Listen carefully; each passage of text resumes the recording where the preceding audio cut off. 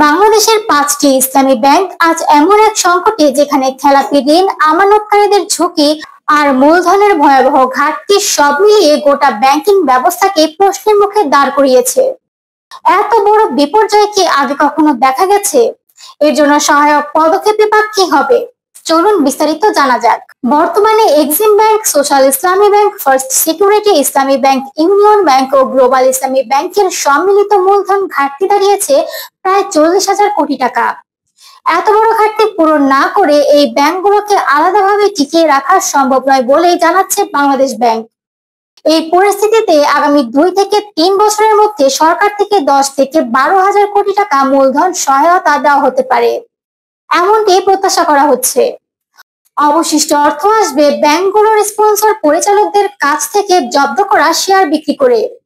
যেসব শেয়ার বিক্রি সম্ভব হবে না, সেগুলো ছেড়ে দেওয়া হবে স্থানীয় বিনিয়োগকারীদের কাছে।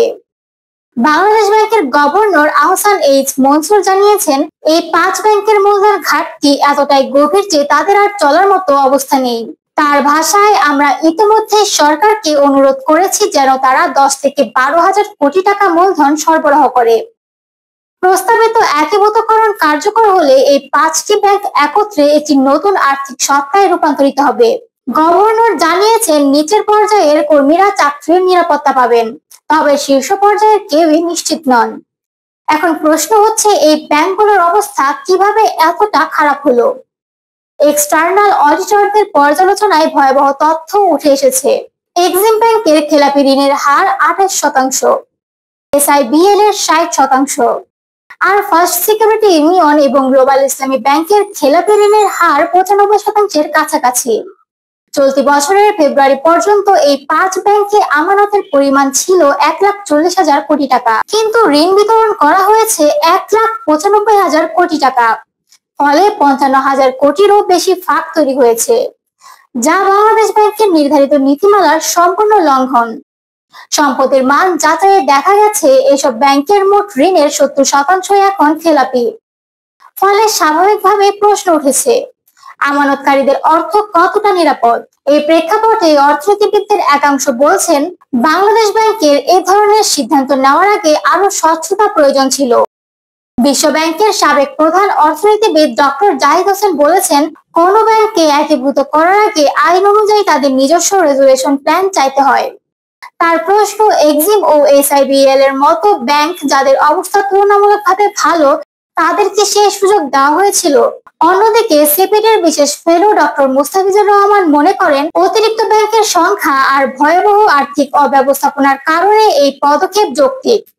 তবে তিনি সতর্ক করে বলেছেন, নতুন গঠিত ব্যাংক যাতে টিকতে পারে তার জন্য চাই একটি বাস্তবসম্মত মডেল, আর সেখানে সরকারের আর্থিক সহায়তা দীর্ঘমেয়াদেও দরকার হতে পারে।